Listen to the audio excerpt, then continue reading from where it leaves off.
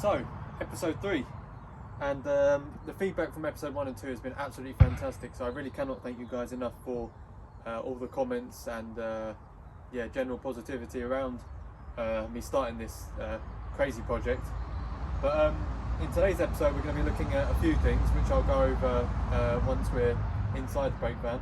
But as you can see, it's in a different location, which means it has actually moved from where it was originally stabled over the far side there, and Charles and his Hunslet has actually dragged it out of there to here, so we might be able to get some footage of that in there. I wasn't actually here when they did the move, but I was informed it went well and the wheels were all turning and it wasn't dragging or anything, so we might have some footage of that. But yeah, we're going to go inside now and we're going to have the little chat quickly about what I want to get done today, and yeah, we'll get on with it. So yeah, this is episode 3. If you enjoy, please hit the thumbs up, and yeah, let's get started.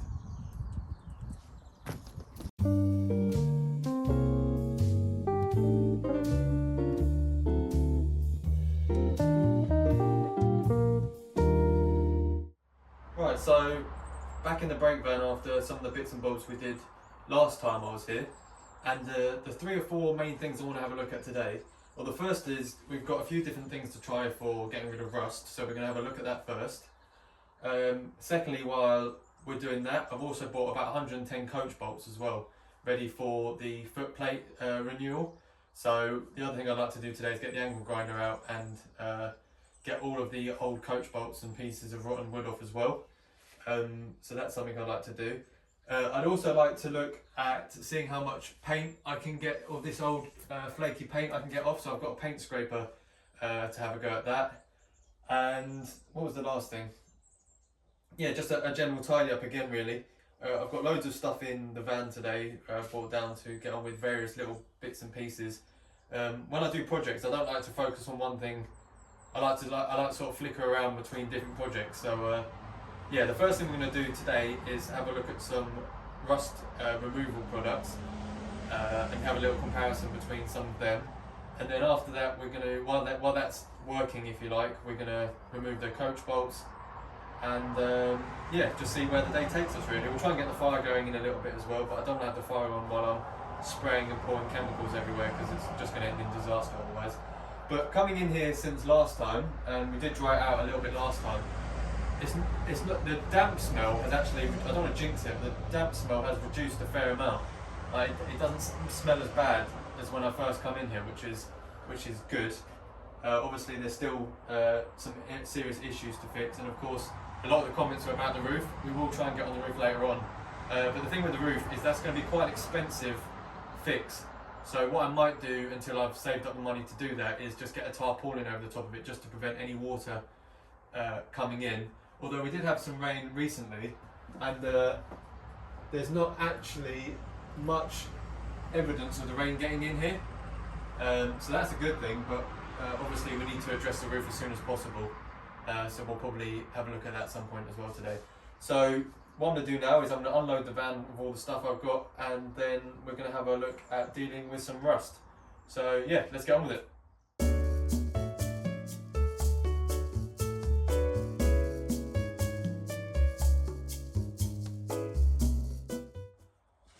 Of course, remember last episode I forgot to mention to show you guys how the wood hardener did. Now, speaking to Tim from the scrap line, you may know him for his excellent weathering on the double O gauge stuff, but he also does carpentry as well. And he basically said, he showed me some tutorials, he sent me some links to some tutorials about removing a lot of the wet stuff and then filling it with this special like resin epoxy type thing.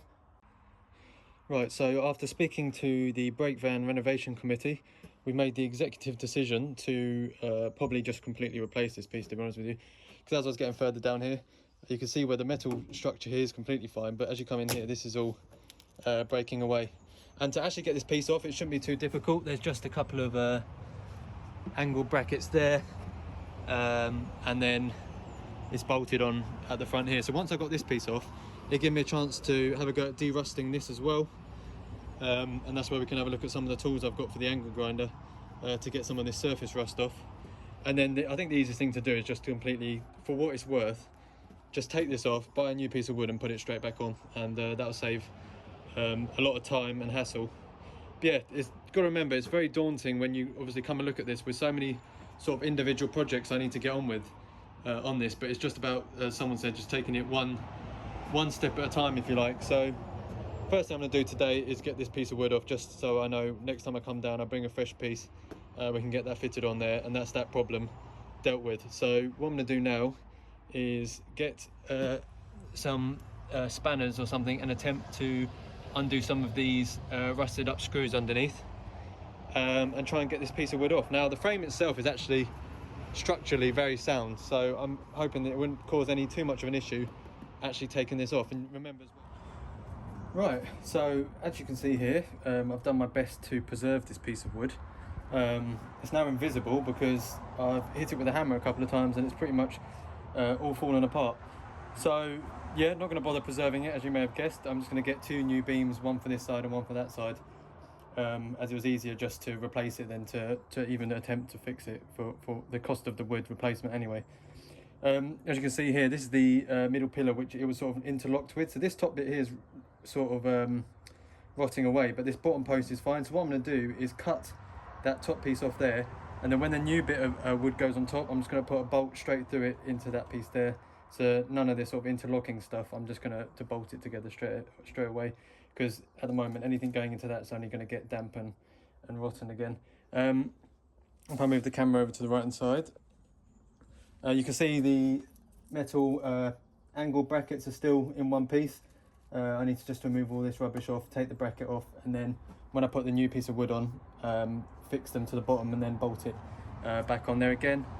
I started with the angle grinder on these bolts, however the angle grinder packed up within about 3 seconds and the battery's faulty on it, so I need to order a new angle grinder battery and start tidying up all this mess on the floor. While I've got it back to here, the plan was obviously to get the angle grinder out with the brush attachment and start removing some of this surface rust, and then get a kind of protective layer of paint on it before the next piece of wood goes on, but obviously I can't do that now till I've got the angle grinder sorted. Right, so as you know, today's gone off not to the best of starts with the angle grinder packing up. That was kind of my whole plan for today, was using that and sorting out some of the stuff outside. However, Ant from AGR actually recommended getting one of these, which is a paint scraper. And basically, before I started putting paint strip all over this and just causing a big mess really, I thought I'd see how much paint I could actually get off with a scraper. And as you can see, a lot of this is just coming off just by rubbing this along it. So the plan is just to see how much I can get stripped down, and then maybe try and give it a nice little light sand. And then, I mean, this is all bone dry, like all of this is dry. So for whoever said this all needs replacing, I'm going to have to say on this occasion you might be wrong. But yeah, this is all good. This, especially like this section here on this side, ignoring some of this top stuff up here, this is all in very good condition. So what I'm going to do now is try and time lapse myself scraping away as much of this as possible and see what we're left with. And then hopefully get on with some rust removal around the fire. So yeah, let's make a little bit of progress rather than 10 steps back, which I think a lot of this is going to be. There's a lot of getting it back to a usable condition and then fixing it. It's always worse removing stuff than putting stuff back on, because you do feel like you're taking some steps back. But as I said earlier, I think it's important just to do one thing, work on one thing a little bit, and then I'm going to work on something else a little bit, just so I don't get too overwhelmed with everything I've got to do. So I'd rather do it like this and enjoy it than spend my entire life doing one particular thing and not enjoying it at all. So bit by bit, we're going to get through this hopefully. So yeah, let's go on with some scraping.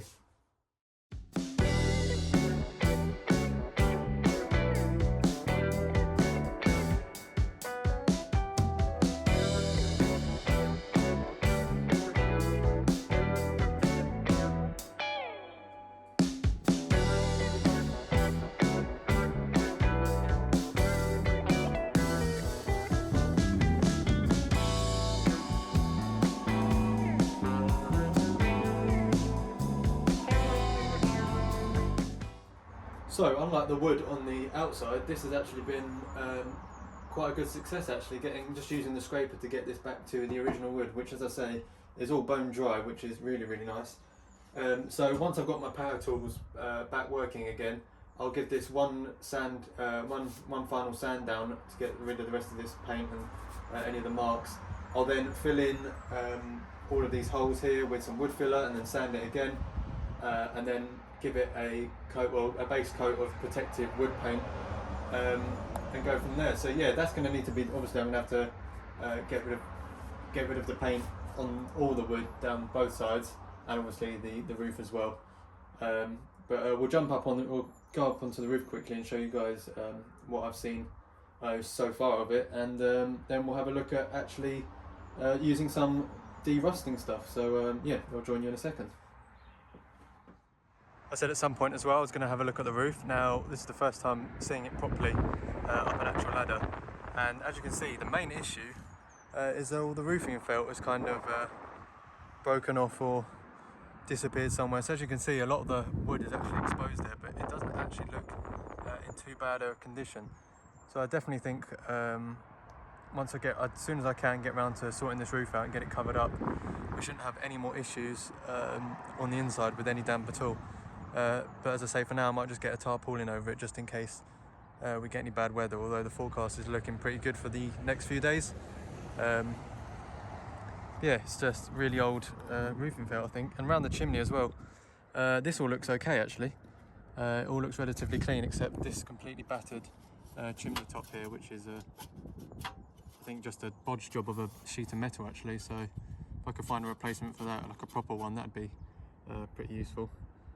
But yeah, no, it's not as bad as I thought it was going to be up here. So definitely still fixable. So as I said at the beginning of the video, what I wanted to do today was have a look at a couple of ways of removing rust. Now the two I've got here, obviously I was going to use the angle grinder as one of them with the brush wheel, the wire wheel. However, the angle grinder is packed up, but hopefully I'll have a better one with me tomorrow. But the first thing, I didn't realise how small a pot had come in as well, is Genolite, which apparently is pretty good. So that's the more chemical way, if you like, and we're going to do it on a couple of test pieces here to see how well it works. And the second one is this Genolite rust remover, which is non-toxic. This is a liquid, whereas this is more of a gel type substance. So what I want to do is apply some of this maybe to some of this, and then this to maybe some of that, and then we'll come back in 15 minutes after lunch break and see how well they've done at removing some of the rust. This could go completely wrong, but I'll just see how well it goes back. And then once I've got it back to a decent condition, I've got some Hammerite black paint, which I want to put on these three pieces of metal, and maybe the base here as well. But again, we'll see how well this stuff does and hopefully make some progress.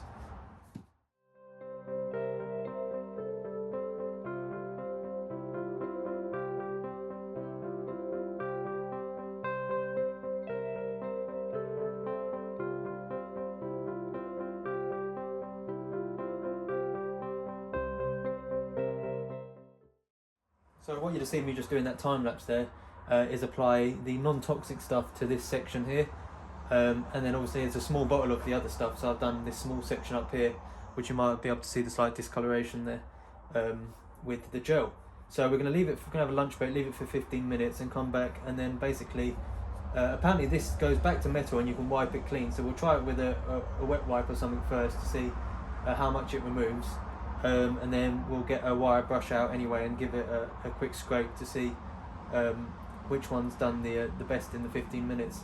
But I mean, already this one here, I can actually start to see it working. Like the pink's gone a more dark purpley colour, whereas this nothing has actually happened over here yet. So yeah, we'll give it 15 minutes, come back and see which one worked best. Right, so it's been 15 minutes now, just over 15 minutes. As you can see, there's a huge contrast there. You can see the line just down there, the difference between the two substances that we've used. But what I'm going to do now is I've got like one of those industrial wet wipes, and I'm just going to wipe over the top of there and see if it's actually made any difference or not.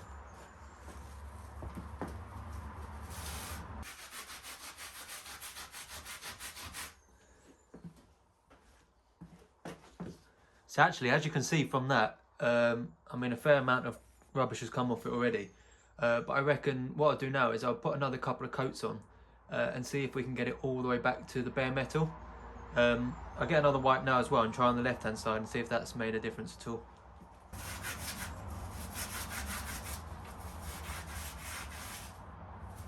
Yeah, nothing at all really. No difference there. A couple of bits flaking away, but compared to this over here, that's done a much better job. So what I'll do now is I'll give it another coat and then we'll come back again in a minute.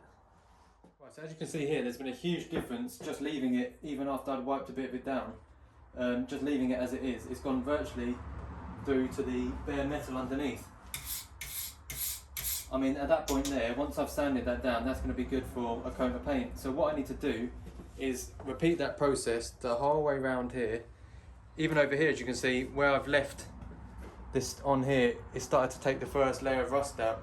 So what I need to do is order a much bigger pot of it and coat this whole area around here in that stuff, and then hopefully get it all to a condition like that. And then from that I can sand it and paint it, and same for the floor and the fire as well.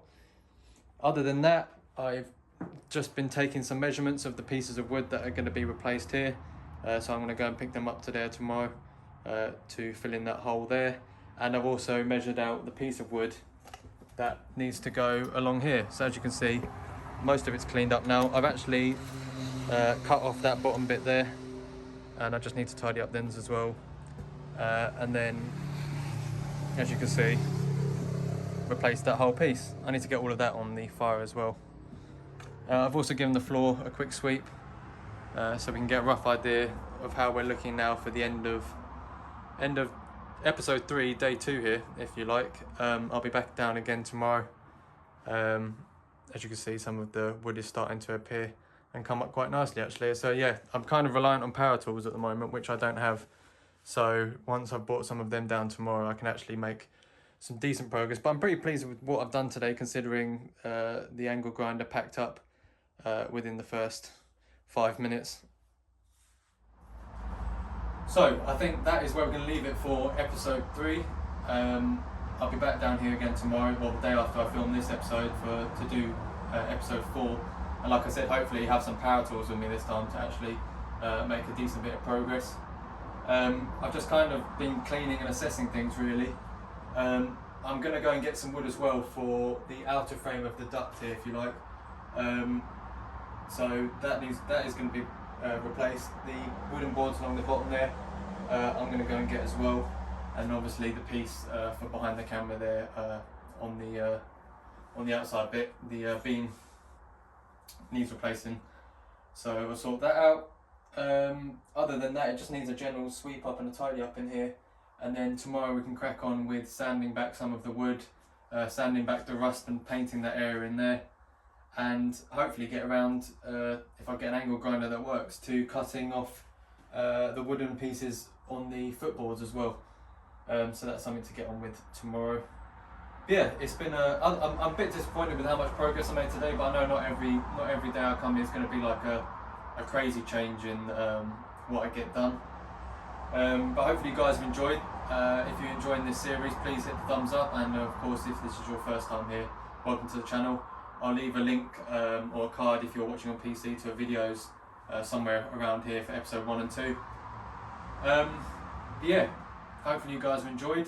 I will see you all, well I'll see myself here tomorrow, but if not I will see you all in episode 4, which shouldn't be too long following this one. And hopefully we'll actually make some progress. So yeah, I will see you all on the next one. Cheers.